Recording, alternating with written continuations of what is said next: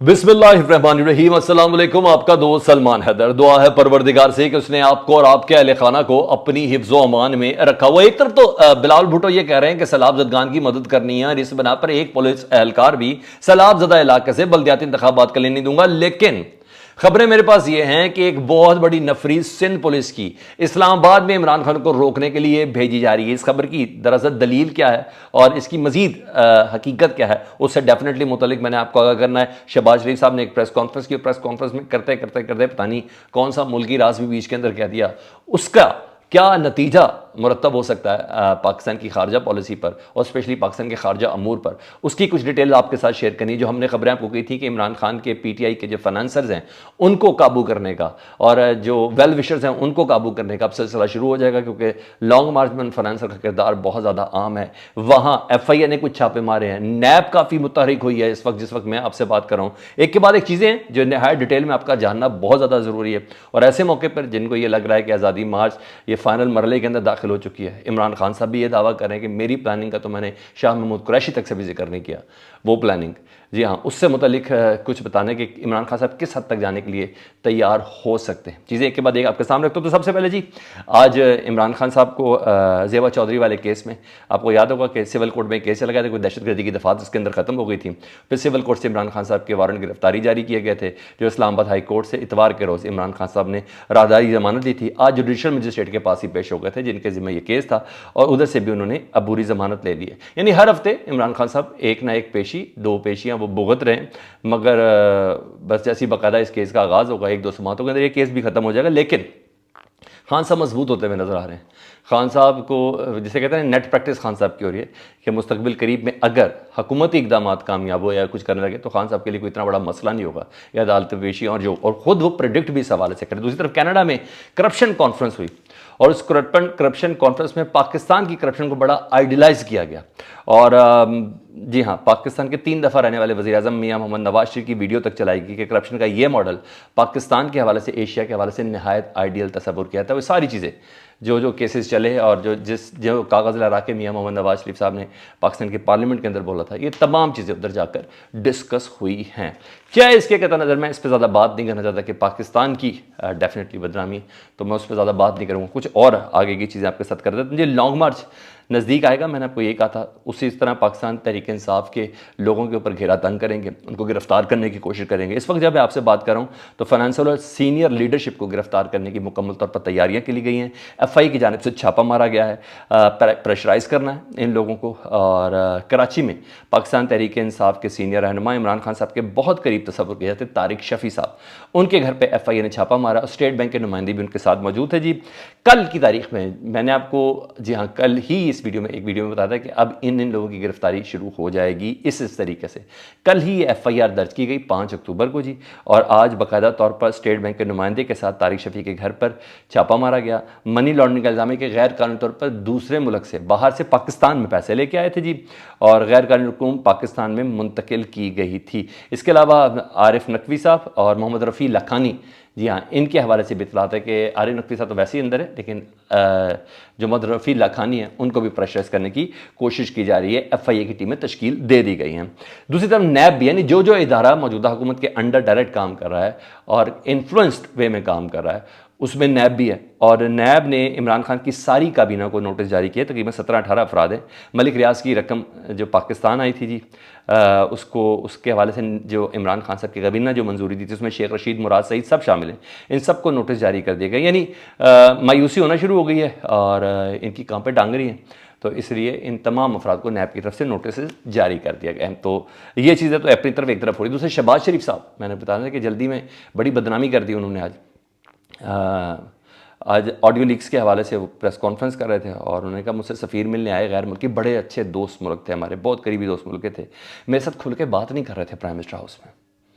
ये बात कोई बताने वाली थी? सिर्फ आपसे सवाल कर रहा हूँ कि पाकिस्तान के प्राइम मिनिस्टर को ये बात प्रेस कॉन्फ्रेंस में बताने वाली थी? अच्छा जी, उन्होंने कहा मुझसे खुल के बात नहीं कर रहे थे और बल्कि अलहदा बात उन्होंने मेरे से करनी चाहिए। और फिर फ़ॉरेन ऑफिस के कुछ लोग मेरे पास बैठे हुए थे, उनको उन्होंने बाहर भेजा, और फिर काबीना के कुछ लोग बैठे हुए थे मेरे साथ, उनको बाहर भेजा। उसके बाद जाके साइड पर होकर उन्होंने मुझसे कोई अहम बात की।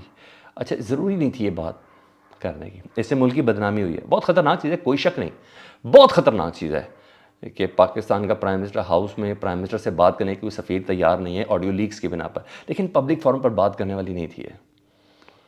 तो मैंने कहा मैं आपको बता दूं, और सबसे पहली बात कह रहे हैं कि वो बहुत अजीज़ दोस्त मुल्क के हैं सफ़ीर, जिन्होंने मुझसे बात करने से इनकार किया। और फिर अलहदा में मैंने काबीना के लोगों को भेजा, फ़ॉरेन ऑफिस के लोगों को भी बाहर भेजा। डेफिनेटली ये अजीज़ तरीन मुल्क के दोस्त कहते तो बाकी लोग क्या करेंगे। ये अच्छा मैसेज नहीं गया प्राइम मिनिस्टर की तरफ से, ये बातें करने वाली नहीं थी, मगर आपको पता है वो वैसे ही कह देते हैं मैं मांगने नहीं आया लेकिन मांग रहा हूँ, मजबूर है। तो वो जो उनके मुंह में आया वो कह देते हैं, इतना सोच के वो बात नहीं करते। ये भी हमने हालिया देख लिया है, और जो थोड़ा बहुत एतमाद उनके हवाले से था ना वो भी ठुस हो गया।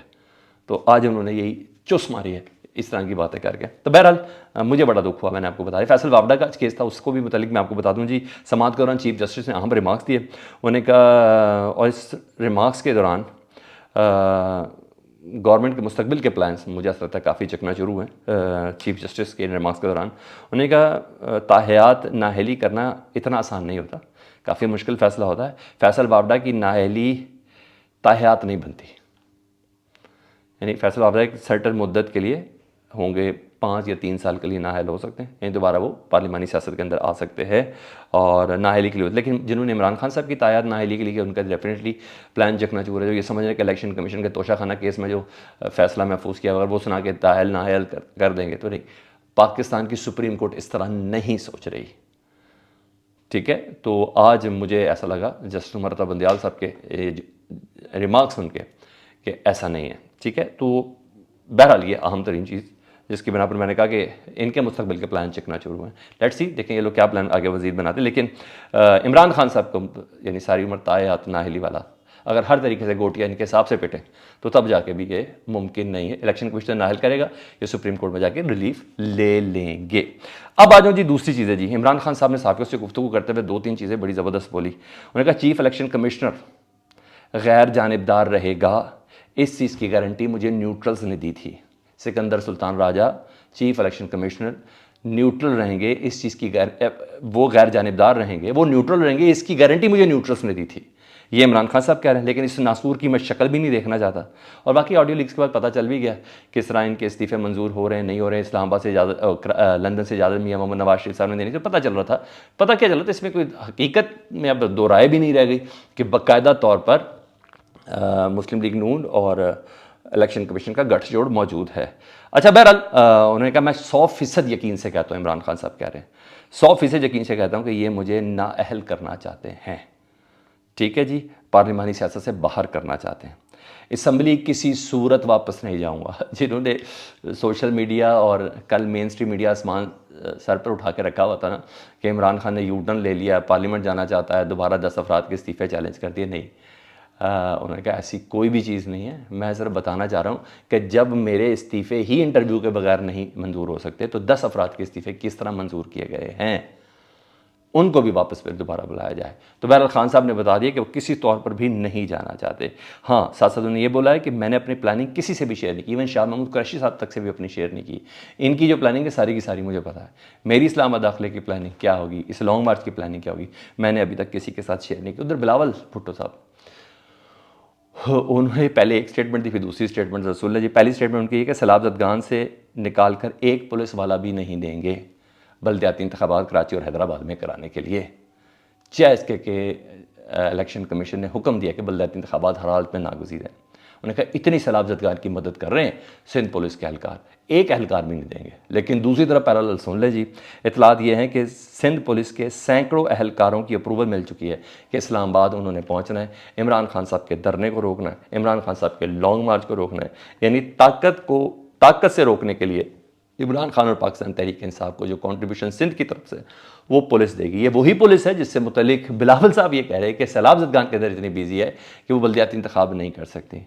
समझ तो आ गई होगी आपको। जी हाँ, ये सारी इनकी प्लानिंग है। फीडबैक से मुतल्लिक ज़रूर आगा कीजिएगा। अपना बहुत ख्याल रखें। अल्लाहुम्मा सल्ली अला मुहम्मदिन व आले मुहम्मद।